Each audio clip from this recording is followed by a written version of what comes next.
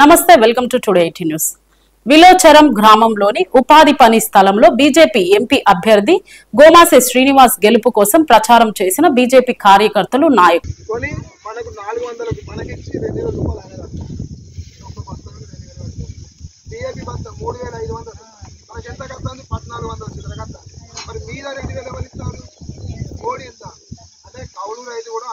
ఎవరైతే పంట పండిస్తారో ఎవరైతే రైతు ఉంటారో వాళ్ళకు లాభం జరగాలి కాబట్టి మోడీ ఏం చేస్తాడు, సబ్సిడీ ఇచ్చి యూరియా బత్త 2000 డిఏపీ 2000 సబ్సిడీ ఇచ్చి మనల్ని ఆదుకుంటాడు. అంటే ఎకరానికి 18,000 రూపాయలు ఇస్తాను.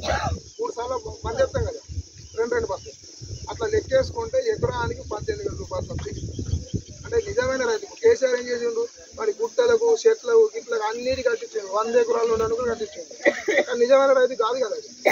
ఈ కౌలు రైతు కూడా పనిచేస్తాడు. సబ్సిడీ ఇచ్చి మనం ఆదుకునేది నరేంద్ర మోడీ. మన ప్రతి రాష్ట్రంలో 50,000 2,50,000. కేసీఆర్ ఏం చేసింది, ₹50 కట్టించడం ఈ 2,00,000 డబ్బులు కూడా ఇచ్చాడు.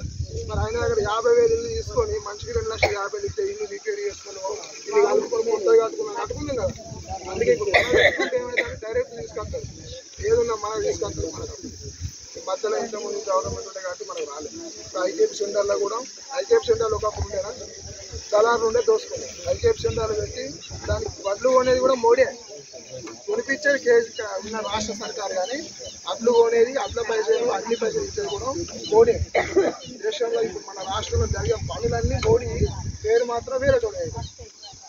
కాబట్టి ఈ విషయాలు మీకు తెలియదు కాబట్టి నరేంద్ర మోడీ పంపి మరి అన్ని మనం చేస్తాను. పేరు వేరేటోళ్ళు వేరేటోళ్ళు అవుతుంది. మరి మనం చేసే పనులకు మనకు ఓటేయాలి కదా. ఎవరైతే కష్టపడుతుందో వాడిని గుర్తించాలి. కానీ వాడు ఓళ్ళు చేసిన పని ఇంకోటి పేరు చెప్పుకుంటాడు, మధ్యలో ఓట్లు పట్టుకోకపోతే కరెక్ట్ కాదు. అందుకోసం మోడీ పంపించిందమ్మా. అందరూ కూడా ఆలోచించి మోడీని కాపాడు.